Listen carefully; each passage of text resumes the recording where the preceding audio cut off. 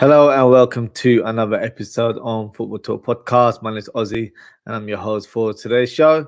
We finally broke the run of draws against Chelsea. Liverpool were victorious and produced a fantastic performance with the match ending 4-1. So let's dive in and discuss the game. This is a calling show, so if you'd like to come on and have your say, the link is available in the description and it's also pinned in the live chat. So what we'll do first is we'll review the lineups of both teams, and then we can do a comparison in terms of what I predicted in my match preview. So in terms of Liverpool lineup, pretty much what I expected. I thought Trent might have started this one, but it was Conor Bradley who stayed in the team, and to be fair, rightly so. It was fantastic against Norwich, and in this game he was phenomenal as well. And then Curtis Jones started in this midfield. So Bosley made his first start since injury, and then up top, exactly what I predicted. In terms of Chelsea, pretty much the same lineup that I thought would start in this fixture. The only difference was Broha actually didn't start in this game. It was Cole Palmer who actually started up top, with Madueke starting on the right wing. So interesting in terms of the lineups there. In terms of the match, yeah, very, very positive start from Liverpool in the first half. Around the 5th minute, Bradley clips a fantastic ball over to Darwin Núñez. He tries to lift the ball over the keeper. Not enough power in that effort there.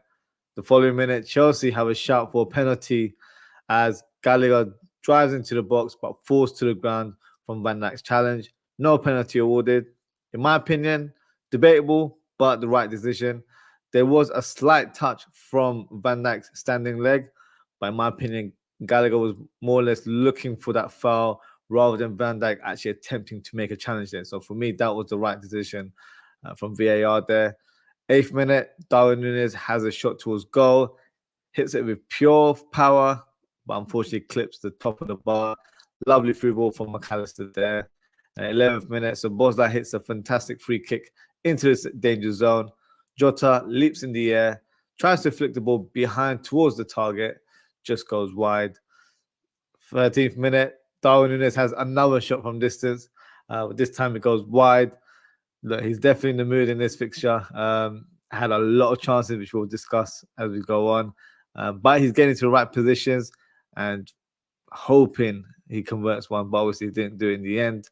17th minute, Konate hits a fantastic ball over the Chelsea defense to Darwin Núñez, who hits a fantastic low shot with his left foot.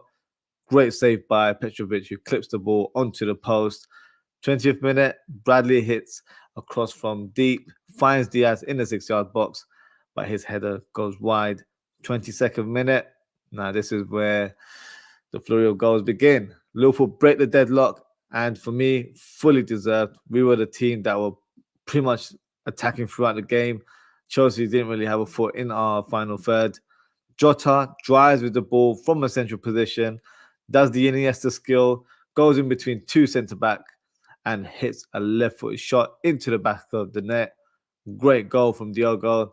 For me, that goal gave me Luis Suarez vibes in terms of how he dribbled past the players, because Suarez would normally kick the ball onto a player and wiggle his way through, and that's exactly what Jota did. So a fantastic finish from our striker there. 30th minute, Curtis Jones hits a lovely curl shot low on the ground. Great save by Petrovic once again to parry the ball away from danger. Núñez tries to follow up with an acrobatic effort, but unfortunately goes over the bar. 34th minute, Ben Chilwell gets booked for diving in the box. Embarrassing from the English fullback there.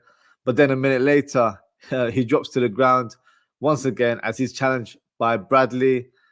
Well, no real contact made, to be fair. Hey, look, that could easily have been a second yellow for diving. At that stage, you're probably thinking he needs to be careful, because once you're in that book, there's no reason why he can't get another yellow. 38th minute, Liverpool make it 2-0. What a goal by Conor Bradley. Lovely through ball from Diaz. Bradley drives forward with the ball, hits a sweet shot into the bottom corner. What a finish from our fullback. His first goal for Liverpool, and what a special moment for the youngster. 44th minute, Liverpool get awarded a penalty. Lovely switch from Gomez, who finds Van Dijk. Van Dijk then squares it to Jota, and Balashal steps on his foot. Definite foul, no questions asked. 46th minute, Darwin Núñez steps up for the penalty, but unfortunately he smashes the ball onto the post once again. So unlucky, but in those sort of situations, he needs to show more composure. And I think he should have scored, as he sent the goalkeeper completely the wrong way. So he just had to be calm as he stepped up for that penalty there. 47th minute, I told you guys, Liverpool were playing end-to-end football. Chelsea hit their first shot of the whole game on the 47th minute through Enzo Fernandez. Easy save for Alisson there. Overall, fantastic first half from Liverpool. Pretty much being in control from the first minute. Chelsea just couldn't keep up with our tempo. Well, first to everything, and to fair, they couldn't really lay a finger on us. So at that stage, I'm just thinking more of the same from Liverpool, please. And second half, that's exactly how it panned out. Pochettino, if you saw during the game in the first half, was annoyed, to keep it PG. So he made a triple substitution. He brought on Gusto, Mudryk, and Nkunku, and took off Chilwell, Madueke, and Gallagher. Around the 50th minute, the Chelsea subs pretty much made an instant impact. Gusto goes charging down the right wing, hits a fantastic cross towards Mudryk, who skies his shot into the ground. Poor effort from the left winger there. 52nd minute, Diaz has a chance where he whips a shot across goal, straight to the keeper. Around the hour mark, Liverpool produced a lovely move on the counter-attack. Núñez gets the final touch, hits a place shot on target, straight at the keeper again. But a few minutes later, Liverpool make it 3-0, and what a goal it was. Lovely switch from Van Dijk to Bradley, who then hits a pinpoint cross towards Szoboszlai, and all he had to do was hit the back of the net with his head, and that's exactly what happened. So, great finish from the midfielder, and a lovely cross from Bradley there. 67th minute, Liverpool make 4 substitutions. Bradley, Jota, Szoboszlai, and Joe Gomez come off for Trent, Gakpo, Elliott, and Robertson. And then a few minutes later, Chelsea actually opened their scoreline with a consolation goal. Lovely play from Nkunku in the box, twisting and turning, and then applying a left-footed shot, posting in. Good finish from this French striker there. 72nd minute, Chelsea on the attack again. This time it was Gusto that goes through on goal, hits a long shot, saved by Alisson. And then 73rd minute, debatable one. There was a penalty shout as Van Dijk fouls Nkunku in the box. No, I'll keep it 100 with you guys. That was a definite penalty. We got lucky there. Not sure what VAR saw with the replay. But hey, I'm not here to argue or complain. It's not against my team there. So, yeah, poor decision from the officials. Chelsea probably should have been awarded a penalty there. 75th minute, Liverpool on attack with a flurry of shots. Núñez ends up hitting the crossbar with a fantastic header. Elliott then has a long shot that was parried away. So unlucky from Darwin Núñez. He's hit the woodwork 4 times in this game. It's just not his night, unfortunately. And then 78th minute, doesn't matter if Núñez hasn't scored because he became provider as he hits a lovely left-footed cross towards Diaz and he taps it in with a sliding effort. 4-1 to Liverpool. And then 81st minute, Jones off for Bobby Clark. 83rd minute, Darwin Núñez has another shot. This time with his left foot, straight at the keeper. So that's what I love about Darwin Núñez. Has that mentality to keep going. Doesn't let anything affect him in terms of what's happened on the pitch. Keeps going until the final whistle. So good account of himself today. 92nd minute, last action of the game. Gakpo has a half turn, hits a shot from the left-hand side, saved by the keeper. But hey, look, overall, what a fantastic performance from the Reds today.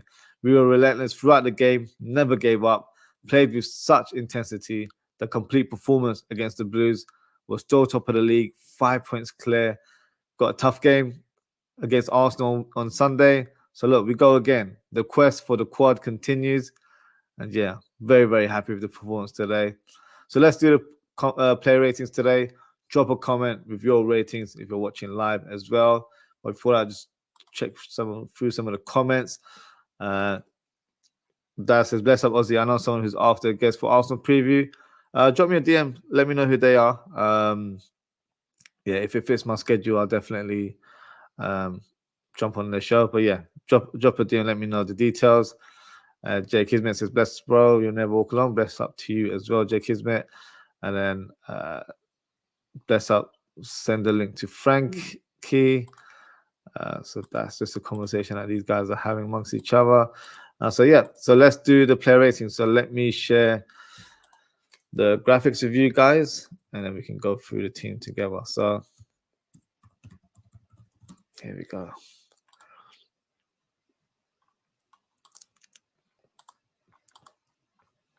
Bear with me.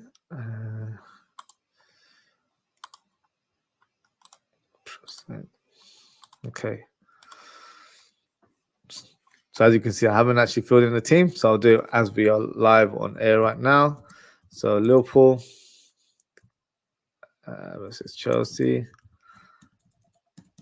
Yeah, let's go through the team player rating. So start with the goalkeeper, which is Alisson. So in terms of his performance, look, he had a quiet afternoon, didn't really have to do much, had to make his first save, I would say, in the 47th minute. So it's not like, you know, he was kept busy. The goal that they scored in the end, it wasn't one that was his fault, I don't think. It was just a good piece of skill from Nkunku. And yeah, hit the post, and he didn't really have a good sight of the shot, to be fair. So yeah, a difficult one for him to save. But generally, he had a good game. In terms of his distribution, good passing range, pretty much caught the ball whenever required. So no, good performance from him. So yeah, very, very impressed with how he performed. So in terms of his performance, can't give him a very high performance due to the fact that he didn't have to make any sort of spectacular saves or anything like that. So with that said, I will give him, let's put our captain right there. I'll start with him and I'll give him an 8 out of 10. In terms of, let's start with Joe Gomez. So Joe Gomez had a good game again. Didn't really have any shots that I remember to open his goal scoring account. But hey, we're still rooting for him, and hopefully it will come in due time. But no, he had a very, very solid performance, to be fair. Very impressed with how he did. Yeah, didn't do anything wrong. Passing was good. Played that inverted role as well. Does it in a good manner, in my opinion. So no, solid performance from him. I know we've got Robertson back in the team. I was glad that he was given a start in this fixture because Klopp could have easily have started Robertson for this one. But he's been phenomenal in the last 2-3 months and deserves his place. And he was rightly selected for this game. So for me, he gets an 8.5 out of 10. Van Dijk, yeah, fantastic performance. Some may say that, he could have given away 2 penalties because he was the defender that was involved in those 2 challenges. The first one for me is a debatable one. I don't think that was a penalty in my opinion. I feel like Gallagher was actually looking for it. He more or less went towards Van Dijk's leg and then fell to the ground. So it wasn't the other way around where Van Dijk tried to challenge him and then he fell onto the ground. So 2 different things there, trying to play for the penalty. The second one, yeah, that was a penalty. 100% that was a penalty. Pure, clear contact on Nkunku.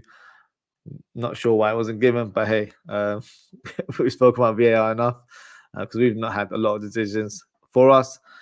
So if it's against the team, yeah, I'm not Chelsea fan, so I'm not here to defend him. But in terms of his performance today, he was fantastic, solid, as always. Really impressed with his distribution today. The cross-field pass that he gave to Conor Bradley was fantastic. Pretty much routine stuff from Virgil van Dijk there. So no, another solid performance from him. So I'm giving him a 9 out of 10 today. Konate, another solid performance from him today as well. Didn't put a foot wrong in my opinion. Really aggressive, especially in aerial challenges. Passing was good. He did that one pass where he clipped it over the defense to Nunez. So that's something I said that he needs to really improve in his game, and I feel like it's something he's working on. So good to see that he's able to switch up his passing, add a bit more variation to his play. And yeah, solid all round, made a lot of clearances, especially in the second half. So another solid performance from him. So I'm going to give him a 9 out of 10. Conor Bradley, what did his kid not do today? Phenomenal. 2 assists to his name. a goal as well to open his goal scoring account. Probably should have scored in the last game, but hey, we won't talk about it. But today he was fantastic. The first one was the pass to Jota, and when Jota scored, the second assist was to the cross to Szoboszlai, but the goal, fantastic strike into the bottom corner. The goalkeeper had no chance stopping that one. So yeah, for me, another top class performance. And I mentioned it to you last week, guys. I don't think I've very rarely given anyone a 10 out of 10 performance. So Conor Bradley was probably one of a few that got it last week. I can't score any other different today. He gets 10 out of 10 for me as well. He was spectacular. 2 goals, 2 assists and a goal. I can't really put him down any lower than that. So yeah, 10 out of 10. I thought he was spectacular today. In terms of McAllister, he had a good game. I think he got better as the game went on. In the first half, pretty much steadying the ship in terms of passing. But then in the second half, I felt like he was more aggressive, getting into tackles a bit more forward passes, which was great to see. Had a couple moments where I was a bit worried because he was on the ground for quite a while. So hopefully he hasn't picked up a knock. So far, no news of any injuries. So thankfully, he's hopefully fit enough to play in the game against Arsenal. But no, he was very, very good today. So for me, McAllister gets an 8 out of 10. And Curtis Jones, likewise, had a good performance as well. I think he got better as the game went on. What impressed me the most with Curtis Jones is just his ball retention. Klopp said that if anyone can defend, so can Curtis. And look, Curtis is definitely working on this part of his game, but he's flourishing so well. He's looking like a complete midfielder that can do the defensive job but can attack, and is a proper team player now, which is such a great trait, and great to see him playing like that as well now. There was one moment in the game where he was very close to the byline, and he had 3 players trying to push him off the ball, but he used his strength so well and ended up clipping it onto a player and then got a throw in. So that's something he's really improved on. Like, he shields the ball fantastically now. And yeah, passing range, really good. Drives with the ball, tries to make things happen.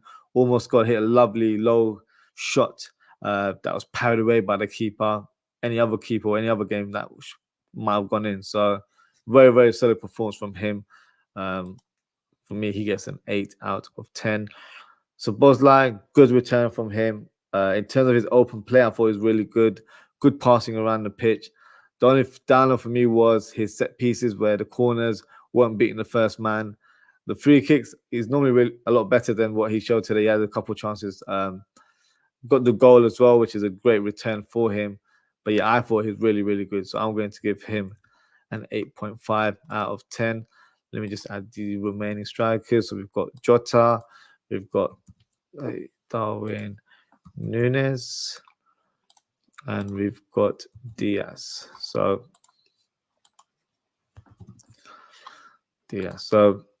let's start with Jota. Jota was fantastic today. Considering he wasn't playing as the main striker in the central role, I just love the variation in his play where he would be on the right side, but cut inside and just cause havoc to that Chelsea backline who didn't know where to mark him at times. And yeah, he was very, very good today. Very good. Very impressed with him. The goal, as I mentioned, it gave me sort of a Luis Suarez vibe in terms of how he dribbled, kicked the ball onto the player, wiggled his way through, did a nice piece of skill there, and yeah, left-footed finish. The penalty that obviously we didn't score, but it was his play, his sort of attacking presence that gave us the penalty there. So no, he was fantastic. Worked really hard for the team. Even he went to the ground. I was thinking, hopefully he hasn't picked him an injury. But yeah, he looks like he's fitting well for the next game. So no, very, very solid performance from Jota. I can't give him but a high rank. I'm going to give him a 9.5 out of 10. I know he didn't score a lot of goals, but I feel like his all-round game was really, really good today. So yeah, he gets a 9.5 from me. Darwin Núñez, yeah, we all love him in terms of how he, I would say most of us should love him. You do get some corner of our fan base that aren't impressed and don't appreciate what he does or what he brings to the team. Um, Despite not scoring, I thought he was so influential in the game. Um, Whether it's his movement, his link-up play today, so the first touches that he had was really good. Laying off the ball, first time round, really, really good. Attacking with so much pace. The Chelsea defense, none of them could cope with him whatsoever. Whether he attacked the left channel against Disasi or up top against Badashal or Thiago Silva, yeah, they could not handle him whatsoever. So for me, he was fantastic. The only thing that was missing is obvious to say was that he didn't get the goal. The penalty, I think he should definitely have scored, but I think he just wanted to smash it into the back of the net.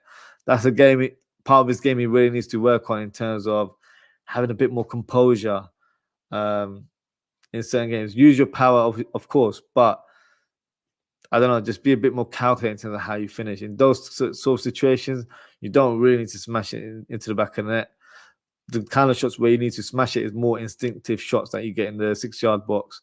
Or if you're taking a long shot from distance. This was a penalty situation where the ball's on the spot, you're calm, you're collected, pick a spot and take your time with it. So, yeah, that's areas of his game that he needs to work on a bit more. But I was impressed with his all-round play today. I thought he was very, very good. So with that said, I'm going to give him an 8.5 out of 10. And for Diaz as well, in the first half, he was very attack-minded, especially on that left-hand side, which is what I wanted. Is what I mentioned in the previous show, where because we were playing up against Disasi, who's not a traditional right back, he is a centre back at trade. This was the game where we really go at him and give him a bit of a headache. And he looked lost in many parts of the game. And it's probably down to Diaz. In the second half, he switched over to the right wing, did a good job there as well. Very, very influential in terms of how he's playing with more confidence, which is great to see. Got himself on the score sheet. Great assist from Nunez there. So, yeah, for me, he had a good performance today. And I'll give him an 8.5 out of 10. Just going to go through some of the rankings. There we go. So, just got a comment here from Madison Smith. Thank you for your comment, Madison. He says, I am waiting for the Rory Jennings, Poch Out weekly video.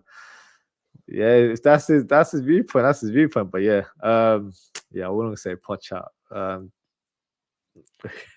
I don't think that should be the case. But yeah, Rory's got some wild predictions or suggestions at times. But yeah, let's see if he has that kind of tone of voice after this game.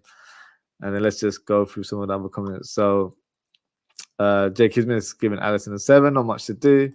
Dad is giving 8. Jake Kisman says probably the worst Chelsea team I've seen in decades. Yeah, probably. But they have a lot of injuries to say at least. So for me, I couldn't really care less in terms of who the opposition is.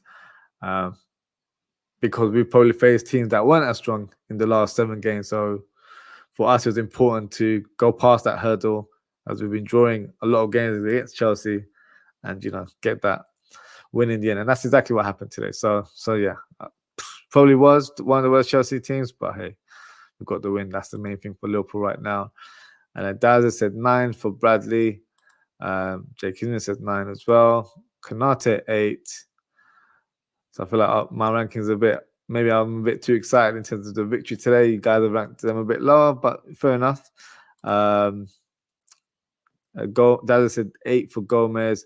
Van Dijk is 7.5 and Ipu 9.5. 7.5 seems very low for Van Dijk, but hey, that's your opinion there. Jake Kismet says 7 for McAllister. Virgil 6. He wanted to give a pen away today to them guys. Yeah, I think that's a bit harsh, guys. Yeah, obviously the Nkuku one definitely was a penalty, but it wasn't awarded. So you got to take that as sort of your luck and just play with it. But in terms of his performance today, I thought he was solid. But yeah, that's what you guys think. Daz said 7.5 for Maka, 10 for Dominic Szoboszlai, and Jones 8.5. I don't know about 10. And I'm probably one of Saboz's biggest fans. I thought it was good today. I don't think it was spectacular, but yeah, definitely a mix of opinions today in terms of the score. Gomez 7 from Jake Smith, 7 for Sabozlai, 7 for Jones, 8 for Jota. And then Dallas said 8.5 for Jota. Nunes 9, maybe 10 if he could have scored. Darwin 8, and then Diaz 7.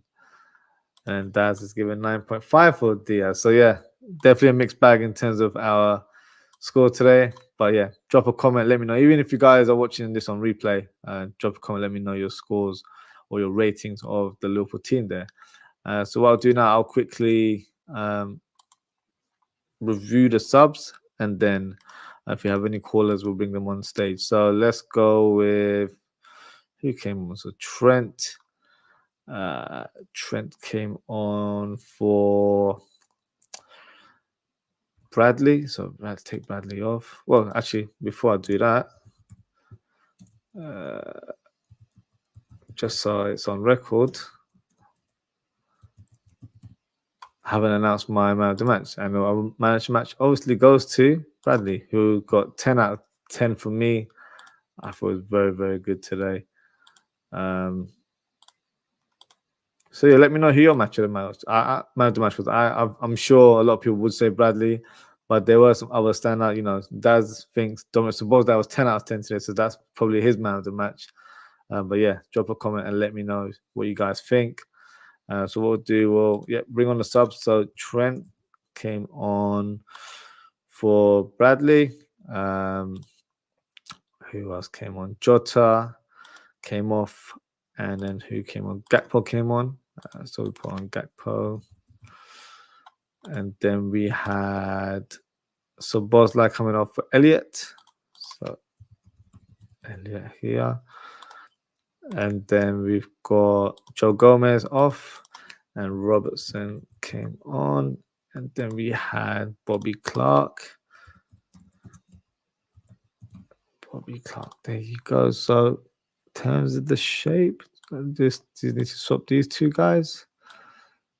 And then, yeah, that's the final lineup of today. So let's start with Robertson. So Robertson, yeah, I still feel like he's finding his rhythm. He's not 100% there yet, in my opinion, but showed a good account of himself, provided width on the left-hand side.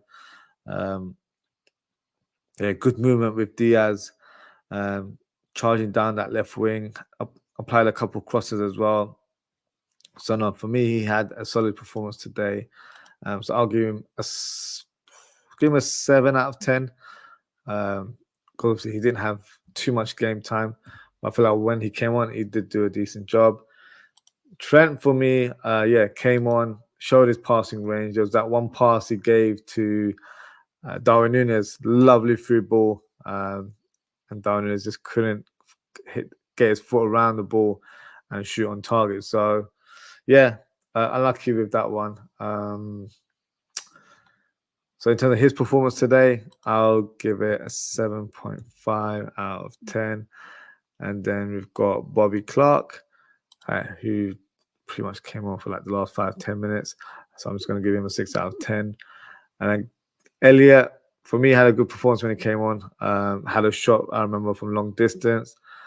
Works hard for the team as he always does. But yeah, not a huge impact on the outcome of the game. So I'll give him a 7 out of 10 as well for his efforts. And in terms of Gakpo, Gakpo did all right. I think he was really hungry to score. There were times where the guys would be passing the ball around and he'd actually get a bit frustrated because he never got the ball. So, yeah, he definitely wanted to get on the score sheet, make an impression on the team, because I think he's itching to start against Arsenal. We'll see who starts in our attack for that game. But in terms of his performance today, I'll just give him a 7 out of 10 as well. So that's my final rating of all the players there. Dad said Robert had a good game when he came on. All did. Yeah, they all did, to be fair. Which is the positive element of our squad right now, where anyone can come on and do a job, which is such a great trait to have right now. In the past, maybe we were over reliant on some individuals. This season, in terms of this squad, I don't feel like we're reliant on players like right now. Even when I was watching the game today, the commentary, they mentioned, was it 50 odd goals across our front three this season in all competitions. So it just shows that we don't just rely on Mo Salah. We have quality all over our front line, and they're able to score goals when required. Midfield has been a different energy this season. Energy being the key word. And yeah, we've got more technicians in our middle of the park, and then we've got back four as well, who have been solid. We have had the emergence of Kwanzaa. Ibu for me has been fantastic in the last few weeks. Joe Gomez has been phenomenal for the last 3 months. Trent and Robertson, yeah, obviously Robertson's been out for a few months, but yeah, whenever he played early in the season, he was very good as well. So look, we've got numbers, we've got quality. We've got a complete squad, in my opinion. I'm not saying we've got the best squad, but we've got a complete squad in terms of numbers. The beauty of our squad right now is that despite having quite a few injuries, we've got youngsters that are coming in and showing level of play that's probably beyond their years, if I'm being brutally honest. Players that are like 18, 19, 20 years old don't perform the way they do. The way Conor Bradley has performed is levels above probably most right backs in the league. He's been that good. So no, it's so encouraging to see players coming in, doing a job for the team. No one's showing any attitude, about not starting every game or anything like that. There's a real togetherness in this squad, and obviously with the announcement of Jurgen Klopp leaving, I think that's going to go even further. I think the guys will do their best to go as far as they can this season. Like the quad talk, everyone's saying it with no real volume. I think we'll do it. And the reason I think we'll do it is because we experienced the quest 2 years ago. Obviously, we fell short, but I feel like because of that experience, we're more equipped this year. We've got the numbers in the squad, and I feel like we probably learned from that mistake. Just like when we had that title race with City, where we lost up from a point, the following year we won and blew the league away with the way we dominate in terms of our performances. So, many teams haven't been on the quest for quadruple. They've probably been knocked out earlier on. Even City, they've probably had the max they could have probably done in the past is to win a treble. But this is our second time going for another punt, and why not? I feel like we've got the experience for it. So yeah, I'm maybe a bit overly positive about this team right now, but hey, they haven't shown me any other reason why not to be. I feel like we're in such a great stance right now, and we can go further in this season. So let's see how it goes. Obviously, we'll take it one game at a time, but the feeling that I'm getting, very positive in terms of how our team is doing right now. Just got a few more comments. So Gakpo 7 from Jay Kismet. He said Gakpo has good hunger. They all have, but that comes from the manager. That's why he's leaving, because he's saying that he lacks the energy, but that energy is reflected into the squad because they want to do everything they can for this manager. They will go through a brick wall if they have to. So yeah, very, very positive to see how they're performing. Yeah, it's a testament to the coach. It's a testament to our staff. And yeah, we're doing something special. I just get that sense of feeling right now. We're going to achieve something special this season. So let's see how that goes for us. And then Daz has said, how many yellow cards is Ibu away from suspension? I have no idea. Let's see.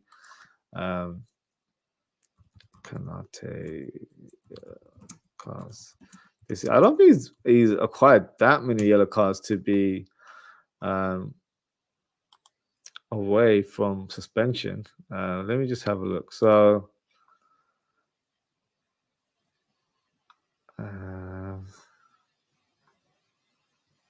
he's picked 10 yellow cards, so he won't be suspended. I don't think.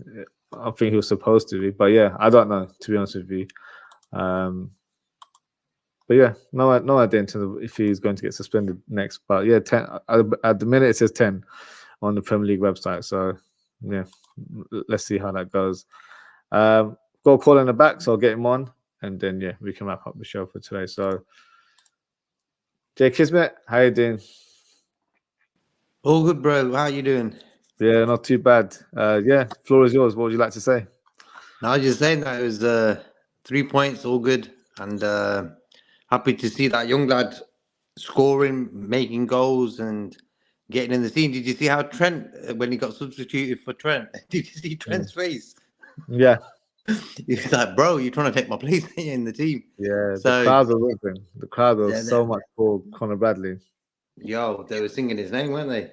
Yeah, So the guy's got a good future. I think he seems like a sensible lad as well.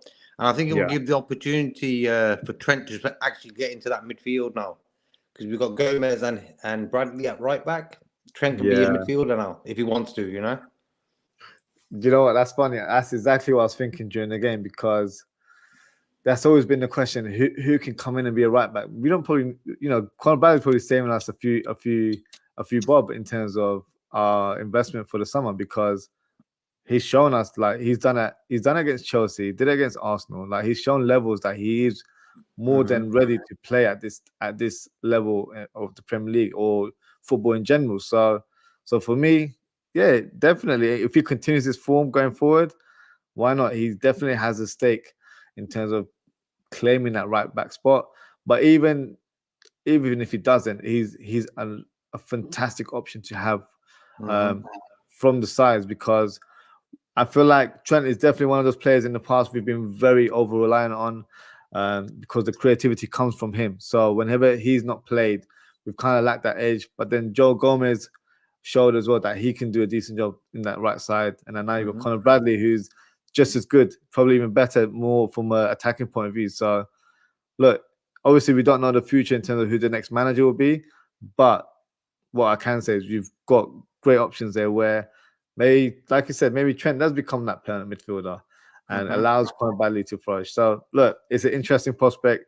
It's a good prospect for us fans because I've heard so many things from our own fans saying that our youth academy isn't as good as it used to be, but we're producing all these youngsters.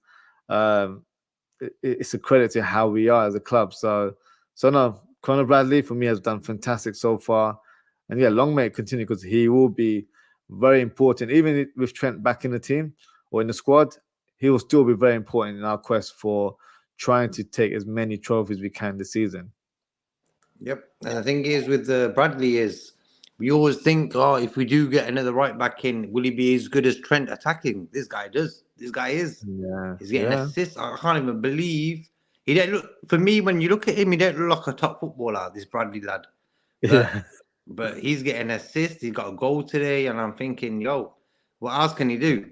So it's good signs, you know. I always say it's better to have more top options, and sometimes players getting a bit upset their place is being taken up by another guy. But as you've seen with injuries and suspensions, you need everyone, you know. Yeah. So I think Trent could help him improve his game as well. That Bradley lad, maybe he looks at. I think that Bradley lad looks at Trent and say, you know what, I don't want to be like the Gary Neville right back. I want to be like the Trent right back. You know, so it's good signs. No, it's good signs. To be fair, Conor Bradley, whenever I've seen him mention Trent in interviews, he's always been very positive in terms of how he sees him. He's always said that, look, he's the best player in the world. So for me, I'm trying to help the team as much as I can. So it just shows that, he's a mature lad. Even his interview he did today, just saying, we're taking it one game at a time. It just shows that, yeah, he's built for this level as well. So for me, look, in terms of long-term futures of Trent in the team and Conor Bradley, they can both play right back. So for me, it's like a good option to have where we don't have to sacrifice anything in terms of someone's game. We can rest Trent a bit more. I feel like there were times when maybe we played Trent too often. So now we actually have more than someone ready to come in and do a shift. So even this Sunday, for example, like I'll bring you the question: who would you start in the fullback positions? Because Gomez and Bradley for me are doing fantastic. They weren't dropped in this game. Would you keep them going, or would you actually bring in Robertson and Trent for the next fixture?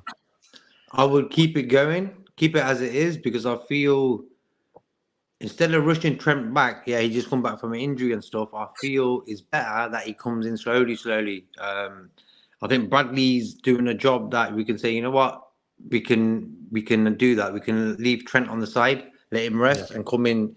I think that's what I was saying like a few days ago, that the next two games, the Chelsea Arsenal game, let's get them done, and then let's go back to the Robertson Trent issues. Yeah. You know, I think these next these two games that we're having, very important for our season. So for me, why ruin it by changing it around too much? You know. No, I agree. That's my way of thinking right now as well, because the momentum is with both of these players, with Gomez and Bradley. And like you said, the next game is an important game. It's a statement game as well for me, where if we get the win, then look, as Liverpool fans, we'll say what we want. I've been saying, I predicted in the beginning that I think Liverpool have a great chance of winning the league, and I'm not going to shy away from that. But in terms of the neutral fans or outsiders, they're still not really giving us our flowers, and they still feel like that we might not be. We're just maybe overachieving right now, and then City are gonna bulldoze us out the way and then take the top spot. But for me, we've been playing fantastic football. We don't look like we're a team that gets beaten very quickly. One of my sort of like issues with the team in the past was that against the teams like the Chelsea, the Arsenals, we've got the win against Chelsea today. We beat Arsenal in the FA Cup. I know it's not the same competition, but it was at the Emirates Stadium, where we've not had the best of records in the past either. So for me, it's a great account that we're actually stepping up to the stronger teams around us and getting, even if it's draws and wins, it will help with our season. So for me, yeah, I agree with you in terms of the selection. I would probably stick with Gomez and Bradley. And hey, look, if they're not having good games or if they're having a torrid time, bring on Robertson, bring on Trent, switch it up if you got to do it. And then, like you said, the games afterwards, it won't be. I don't think it will be. I think the next one afterwards is Burnley. Let me just double check. So the games that we have afterwards, they won't be against the so-called top six teams, teams. Yeah. So we've got Burnley, and then it's Brentford, and then Luton Town, and then we've got the cup final against Chelsea. So that's 3 matches where both of these players can find their rhythm, find their momentum, and they're ready for that cup final as well. So yeah, exciting times ahead. I can't lie. What are your thoughts towards the Arsenal game coming up? How are you feeling about that game? I thought you want to say about today's game that is probably the worst Chelsea team I've seen in decades. They were bad. They were quite poor. Oh, I was like, this is Chelsea, you remember the Mourinho days? Yeah. That would have been like a 1-1 today or something, you know what Mourinho, he was like really tight at the back. But this Chelsea team have no, what's that word? Image. They have no image. Like Liverpool, they have an image. This Chelsea team have nothing, and I'm really surprised when you could spend that much money in this day and age of football, and you cannot, and you let 4 goals in away at Liverpool. Okay, Liverpool are a big team, but you're letting 4 goals in away. It's not good. Someone's chosen the wrong players. It should have been more. Nunes should have scored the penalty. He had about 4 chances where he hit the crossbar. It could have been 10. Could have been like 10 goals. It could have been double figures. It's such a weird thing with Chelsea, because I've been ridiculing them all season. But it's the fact that they buy players, but they don't have a strategy. They're just buying players for the sake of buying players. They're just buying young potential players, but with no real plan. You said they have no image. For me, they don't have an identity in terms of what they want to play on the pitch. They've got a good coach in Poch. So it's unfair to, shout out to Madison. You mentioned earlier that Rory James might mention, a Poch out kind of motion. I don't think it's Poch's fault, because the structure of the club, he's not buying all of these players. It's the owners or whoever is in charge of that. I think it's Todd Bowley, isn't it? So he's the one that's buying all of these players, but without actually thinking, does this fit in the team, or do we need that type of player? Because they spent $1 billion and they still haven't got a lethal striker. And I know Nkuku came on today. He's been injured for most of the season, and he looks a top player, to be fair. But other than that, they don't really have a proper attacking threat. That Mudryk fella is just he's just an awful footballer. Not because of that miss from today, but from what I've seen so far. He had a purple patch when he was at Shakhtar Donetsk, and Chelsea fell for it and has spent, 80, 90 million on him. So Same as the Brighton manager. He won the league with the Shakhtar. He got Yeah, beat by Luton yesterday 4-0, bro. 4-0. But And that's why. that's the manager that a lot of Liverpool fans want to see in the hot seat. I do like De Zerbi in terms of what he's doing. But I mentioned it to you in the last show. For me, it's Alonso. That is the first choice. I don't see it being anyone else. But yeah, in terms of Chelsea, yeah, they weren't a great team. I know the Chelsea fans were arguing, say, look, we've got about 10 players injured, which is fine, fair enough. But the thing is, I think the last 5 games they've won 3 or 4 games out of 5, and it's the best one they've done all season. So this was their best level team right now. Where even when they had those players before, they weren't getting the results. They weren't producing any wins. So yeah, they're having a bit of a crisis now. I'm not complaining because when I'm seeing Caicedo on the pitch and performing like that. Yeah, all that transfer embargo we had where we lost 2 players to Chelsea. Yeah, good for them. I was happy. I tell you the truth. I didn't. As soon as the news broke, I didn't jump up for glee. I went like, "Oh yes, we got a top player." Okay. I thought, yeah, okay, he might be a good player, but I'm not happy to spend that much money. It's not our money, but I don't want our club to be paying that. And then when you look at it, when your two midfield players cost 200 odd, nearly 200 odd million, them guys need to be doing a better job. So for me, Chelsea have a culture where they're very lackluster. Look at Havertz, he came from Germany, rated highly. Even I wanted him at Liverpool when he played for Leverkusen. I thought the guy's quality. He comes to London, goes to Chelsea, and you think the guy's never played Sunday League. It's so true. And that's why I think agents are to blame when a guy who wants to be a footballer thinks, okay, if I go to Chelsea, I'll get more money. Yeah. But I'll be on the bench. I won't get much game. But if I go to, say, I don't know, Fulham, Wolverhampton, and then move to a bigger club, it might be the better option. But you know how people are. They always go, they look at the money, bang, let's go there. So it's their own fault at the end of the day. And the agents, I think the agents influence these players so much that these guys don't even think for themselves. You know? Yeah, it's so true. The agents definitely a part of the game that I feel like I'll ruin it to an extent. But it's also a lot of the clubs, like I'll give you an example, like Manchester United, where they will chase a player because on not on merit in terms of how good they are, but it's kind of like the name where they've had a good spell in like recent times or whatnot. And then the first thing they do is offer them ridiculous salaries. Like with Liverpool, we have that culture where I think when we sign a player, we give them like a decent salary, like a not basic, but a decent salary, but then it's all performance related. So I think like if let's say we sign Szoboszlai, I think he's on like 100K, for example. I don't know exactly, but he'll have a lot of sort of like bonuses attached to his contract where if you hit 10 goals, you get another million, for example. If you do this assist, you get. So it's more incentives to perform well. Whereas when you like United signed Sancho and they got him on a 400K, I don't know, so along those kind of figures. In his mind, he's probably thought, I made it. I don't even need to work hard. What am I doing there? Because I'm getting almost $500,000 a week. Whether I perform good or whether I play or not, I'm still getting paid. So you've not really given these young players the motivation to keep going, to be successful, because when when you come in from certain backgrounds or, no one gets for $500,000 a week, in this day and age. So if you're getting that money at 20, 21 years old, I don't blame these players for, taking the money and running with it. So it comes from the club in terms of how they manage these players. And I think Liverpool have done a fantastic job over the years. Salah's on the same salary as De Bruyne, but it's taken him years to get that salary, right? He didn't get that in the first year when he first joined. So it comes from the team, it comes from the culture, comes from how you conduct business and things like that. So that's why I've been very impressed with how FSG have done with Liverpool, to be fair.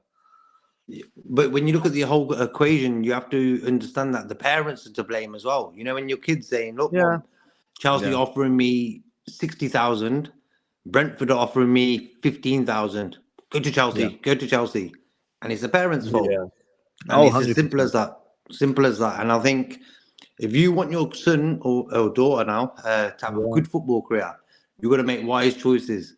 100%. You know, if you're going to go to Man City, you've got to make sure that guy is good as Foden. You know, don't just go to No. City and your career can die like that. You know, I think that's why England has never won a World Cup, because they hype the players like Barkley, who plays for Luton now. He was meant to be the next Gaza and this and that, and realistically, he didn't do nothing in the game. You know, he's got paid well, whatever, but all in all, he's failed. Same with Grealish. Grealish is sort of petered out now and stuff. The hype, and Grealish is on good whack as well. So you're paying these guys good top money and stuff, but they have to produce it. And I think Grealish last year, when they win the Champions League, he put a shift in. So he's done something in the game. You know what I'm saying? But people like Barkley, Foden's kept up the hype. He's like kept it level. For me, I think Foden's probably one of the best English midfielders. But they hyped him up, and I think he's good, man. You know.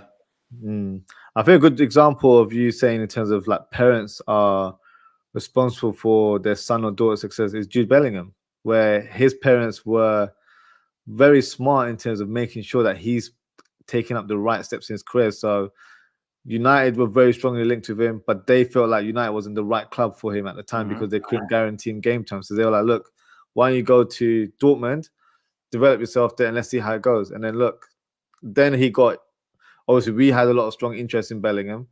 But with Real Madrid, that's probably an offer where not money. I'm not even talking about money. I'm talking about Real Madrid. It's not a club you really turn down. And even if you go to Real Madrid, let's say, for example, you got to weigh the pros and cons. If it doesn't go well, you will always have interest in the Premier League because the clubs will always want to sign a player like Jude Bellingham and bring him back to England.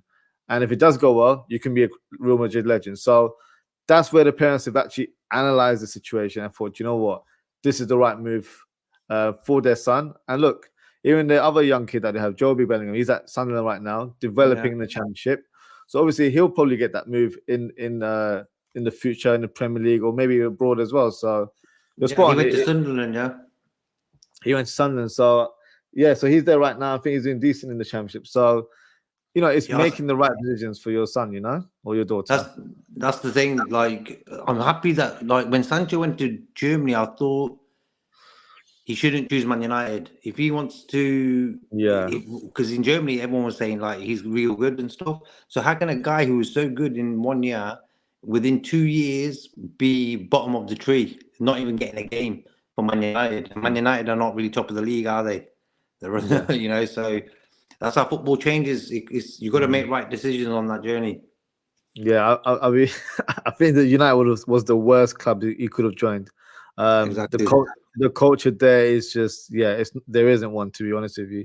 But the manager as well, like I just think he's a very hard-headed manager where if you don't kind of accept his ways, you're out. So got rid of Ronaldo. Like, fair play, Ronaldo shouldn't have done that interview that he did, but he wasn't wrong in terms of what he said about the club, that the club hasn't evolved since he was last there.